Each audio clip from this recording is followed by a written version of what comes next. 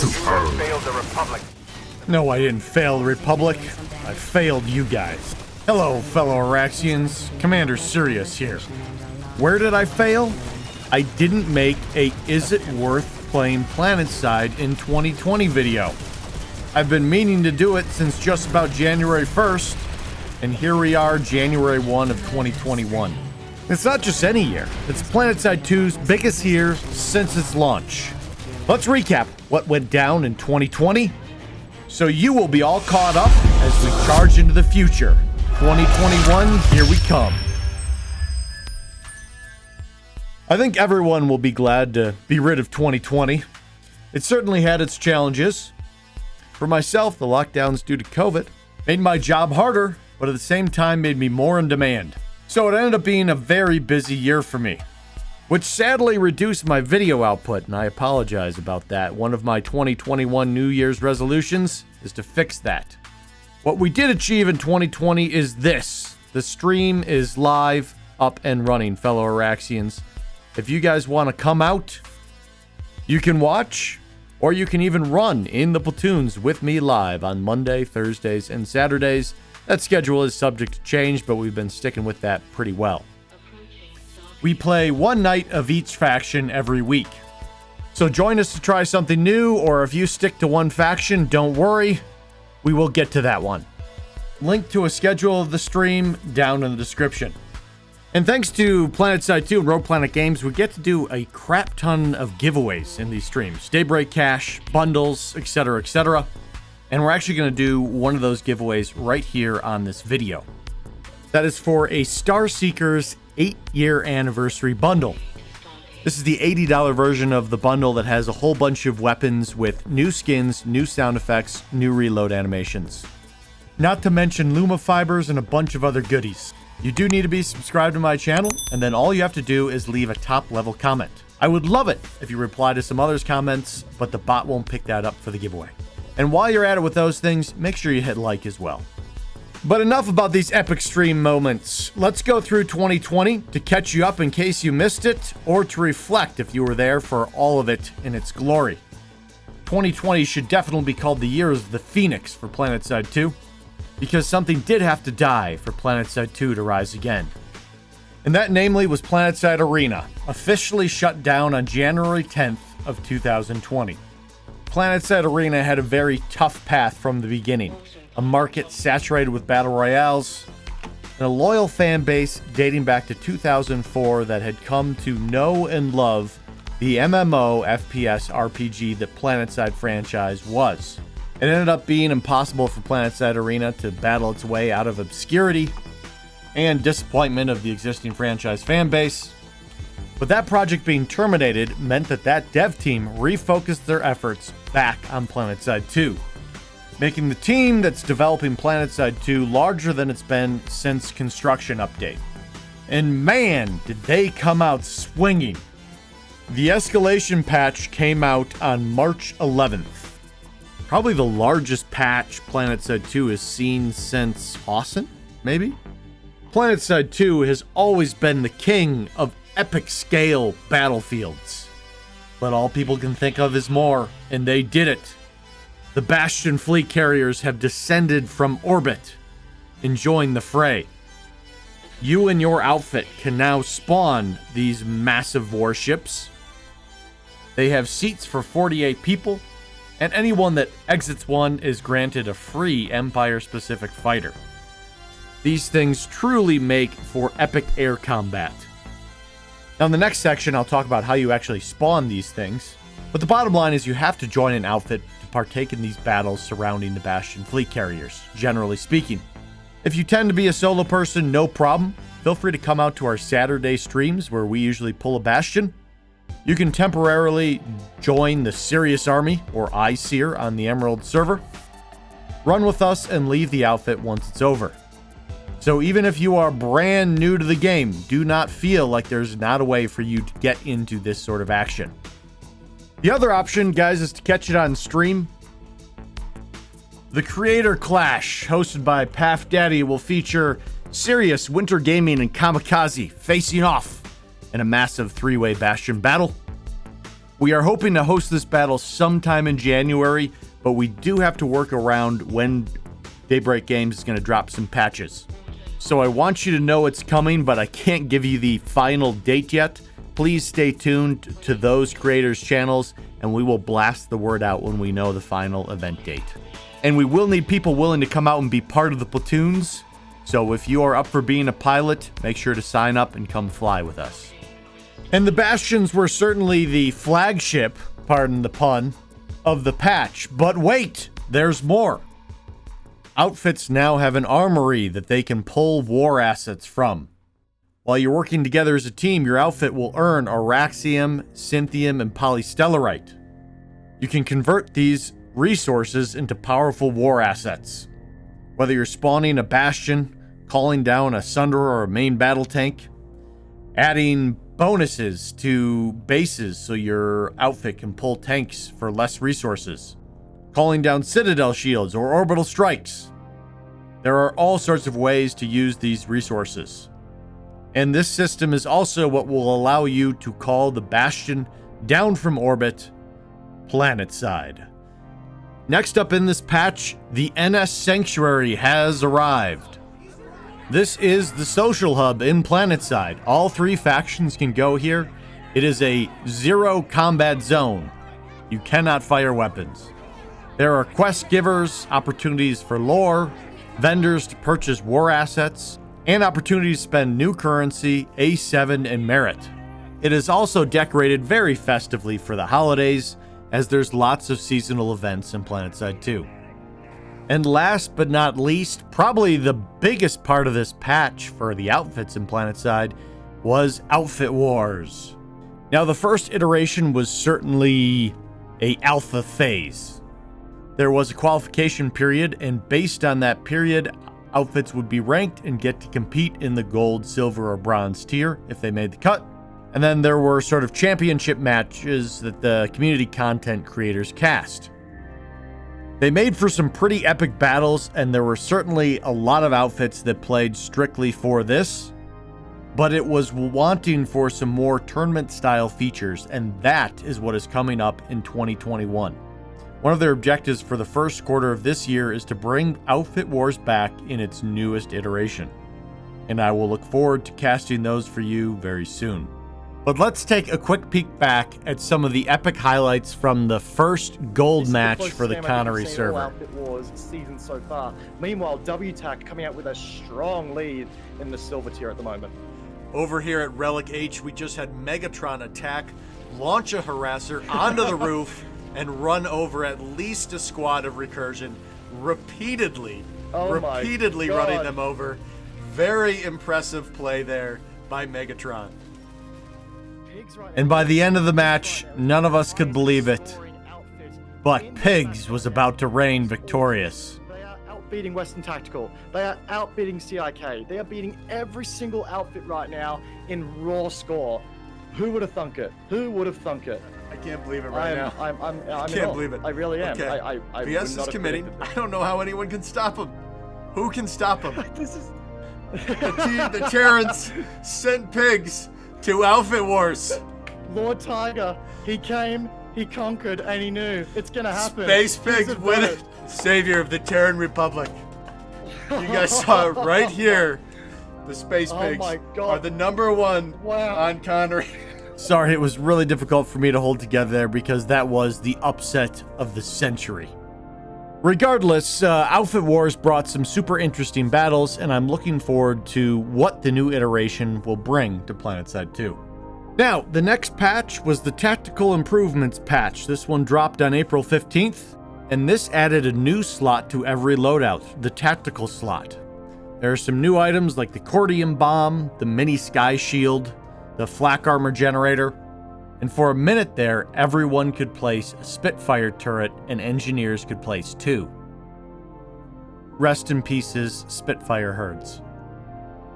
But this tactical slot brought greater coverage from the air, so you could survive aerial bombardment, and the ability to grant everyone Flak 1 armor, even if they're wearing nanoweave. So it's a little bit easier to survive on those difficult point holds. The next major update was June 17th, called Enter the Colossus. Yes, another tank was added to the game, this one pulled with outfit resources. And this is the Bastion counter, the Bastion killer. It comes equipped with the Skylance battery. Yes, those big guns you see sitting in front of tech plants, not sure what they were there for. These rounds have massive range with no drop and can penetrate through the Bastion. They do heavy damage to the hardpoints on a Bastion fleet carrier, and include a bombardment shield that can be powered by ants depositing cordium in them. I'm not going to go very in-depth on the Colossus right here, but in the upper right of your screen, there will be a link to my video on them. With this patch, we also saw a new weapon come to PlanetSide. From Nanite Systems, we acquired the NS Punisher. This is a submachine gun with a class-specific underbarrel grenade launcher variant. That is, the adaptive underbarrel launcher attachment changes based on what class you use.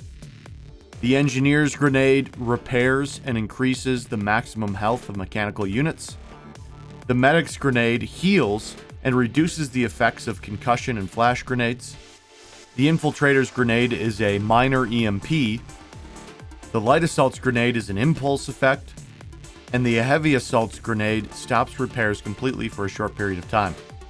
And if you don't equip the adaptive underbarrel launcher, it comes with a standard incendiary grenade.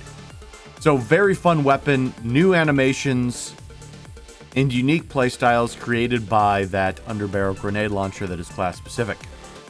Again, check the upper right of your screen for a link to my review of this weapon.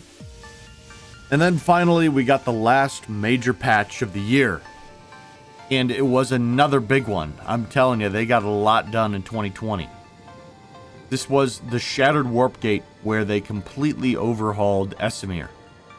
And along with that, a campaign system and a mission system. Now let's dive into the campaign first. It is infusing some lore into PlanetSide and basically dives into why this Warpgate exploded on Esamir. And you're working your way through, learning how Warpgates work, exploring the new terrain, figuring out why it happened, and working with all factions to try to contain this energy surge. This campaign is going to have 3 chapters. As of this video, the first 2 chapters have been completed, and the 3rd chapter is scheduled to begin sometime around January 15th. These campaigns are time-locked events, so you have to be on and participating to do the campaigns. At this time, you can't go back and do them later. I found these campaigns a really nice change of pace. There is some tedium in them, some fetch quests, but there is a lot of PvP as well. It's inspired some of the greatest battles I've had in PlanetSide up around the Shattered Warpgate area. So take the good with the bad, but on top of that, there's also some rewards. There's a campaign currency where you get some unique items to use during the campaigns. For this one, I actually don't have an in-depth video on it yet because I haven't gotten around to it. And because the last chapter isn't finished at this point, I'm just going to put them all into one video. So stay tuned for more details on that. If you feel like, oh no, I missed out, it's not worth catching up, I'll put the video together, which will give you the rundown. You'll know everything about the lore, and you can be there for the next campaign and pick it up, run it. The next feature that came out with this is the mission system. Now this is a big deal, guys, especially for new players, because there are tons more ways to get currency and rewards. Here you see the missions available to new players. There are boosts, there is experience, there are new weapons you can get just from doing a mission. One of the major complaints with PlanetSide has always been the grind. And while it's been reduced significantly over the years, this reduces it further. And on top of that, since PlanetSide 2 is such a sandbox, it can feel like, what the heck am I supposed to do? So if you don't want to hop in and play a whole alert or something, you can just go to the mission system, pick 4 missions to do, get those done, get you a bunch of experience and some bonuses, and then move on. When you have big stockpiles of currency, it doesn't offer you as many bonus rewards, so my missions don't look that exciting. But if you're a newer player, it'll be handing out ISO, CERT bonuses, A7. It is well worth getting these done. So guys, I'll get into more details on the missions and help you along on some of them if you need in a later video. But the Shattered Warpgate was really what I would call an experimental patch, in that they tried adding a lot of new features to see how they would affect the balance of fights. And with a lot of the campaigns and missions, they created combat zones that were not tied to the traditional lattice. The Shattered Warpgate area is as sandboxy as you can imagine a game being. There's no bases, there's no set spawn points, you can build construction wherever you want, and the terrain is littered with derelict vehicles. If you have completed the campaign, you can literally run around with a tool in your tactical slot and claim any vehicle you want, be it a Sunderer, a Vanguard, a Prowler, or a Mag Rider, no matter what faction you are. So I spent a lot of time in an infiltrator loadout, just roaming the fields of northeastern Esamir, able to be completely self-sufficient. The battles in this area truly ebbed back and forth as one Sunderer would pop up, the battle started pushing towards it. Sometimes it would be destroyed and that pocket of fighting would end, but then another one would immediately pick up somewhere else. So while the battles were amazing, they did feel a little bit pointless since we weren't tied to territory control.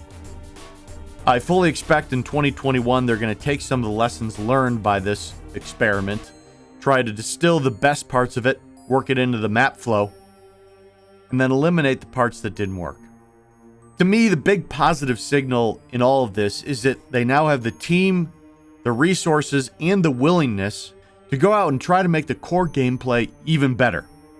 We spend a lot of time talking about how unique PlanetSide 2 is, and that's why it has control of its own little niche in the market. But just because it's interesting and unique doesn't mean it doesn't have its flaws and doesn't have a lot of room for improvement. So these trials and experiments are something they can leverage when they add future campaigns in 2021. And more importantly, the lead designer Rel has said they plan to deliver another continent in 2021. So they can apply a lot of the lessons learned from these continent overhauls and the changes in the battle flow to that new continent. Now, patches weren't the only big things that went down in 2020. The revitalization of the game also attracted a lot of big-name streamers wanting to come check it out. We had Lirik, MoistCritical, and Summit1G spend some time on their stream exploring Auraxians, as well as TheSpiffingBrit, who brought his crew along with him. I'd say all of them saw the potential and had fun. The one hurdle that's tough in PlanetSide 2 is it's not as simple as loading in a Call of Duty and immediately getting into just a general pubby match. You have to work a little harder here to find the battles, and there's no skill-based matchmaking to protect these guys from some of the best players out there. So it was great to see them come out and check it out. I hope some of the followers were able to get into the game and actually make it over that new player hurdle. If you're one of those players, make sure to holler down in the comments. And I did give a little more in-depth coverage of Lirik's and SpiffingBrit's adventure in PlanetSide 2. You can look for videos like that in the upper right of your screen. The next colossal news, not directly gameplay related sort of things, is Daybreak Studios and Rogue Planet Games was acquired again. Yes, EG7, a Swedish company, has merged/acquired Daybreak Games and the production studios under its umbrella. And we had the producer of PlanetSide 2, Andy Seitz, on stream to talk about it. I bet you can guess where to look for a link to that video. This I see as a massive positive for the game.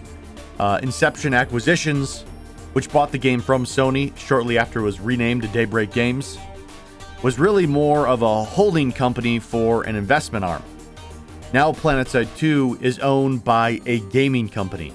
Development studios that are under that umbrella produce games like MechWarrior 5 and other titles that are intended for games as a service. So they definitely are in it for the long haul, wanting to develop these titles. So you can check that video for more info. Also, we had lead designer of PlanetSide 2, Rel, on stream, so you can hear his thoughts in that one. As we head into the new year, I'm hoping to get more of the designers, artists, etc. on stream to chat about the future, what they love about PlanetSide 2, what they want to bring to the game. So guys, the too long didn't watch version is, it was a massive year for PlanetSide 2. It is truly a comeback story that is unheard of. Sure, there's plenty of old games that have been out there for a long time, EVE, World of Warcraft, etc. But these games have always had big development teams keeping them going. PlanetSide 2 was basically put on death row without much of a development team. But at the beginning of 2020, a development team came back to PlanetSide 2 and it has been thriving ever since. I fully expect 2021 to be an even bigger year than the last. The team is expanding. They are trying to hire. You can go to daybreakgames.com if you want to put in an application and help this game grow to its full potential. And finally, a massive thank you to all the supporters of my channel this year. If you guys watch me for a while, you know I'm always trying to push the limit of what a one-man production crew can do. It's always been a hobby of mine that I'm very passionate about, but it's been a very expensive hobby. Trying to get all the gear and equipment you need to deliver videos and streams. And I asked for support this year via memberships by hitting the join button on YouTube and hitting the subscribe button on Twitch. You guys came out in a massive way to support the channel, and I am truly humbled and grateful for that. My stream has taken massive steps in production quality, entirely due to people you see on your screen popping up right now. When I released memberships at the beginning of 2020, I let people know that subscribing at certain tiers would make you a founder come year end. The time is here. I will be releasing a video shortly, inducting everyone that was willing to support at those tiers as founders of the channel. If you'd like to join those ranks, you can find the join button now on the channel. I will release more details on those opportunities for 2021 in a future video. That's all for this year, fellow Auraxians. From the entire Commander Cyrious family, I hope you have a wonderful new year and an even better 2021. As always, until next time, I will see you planetside.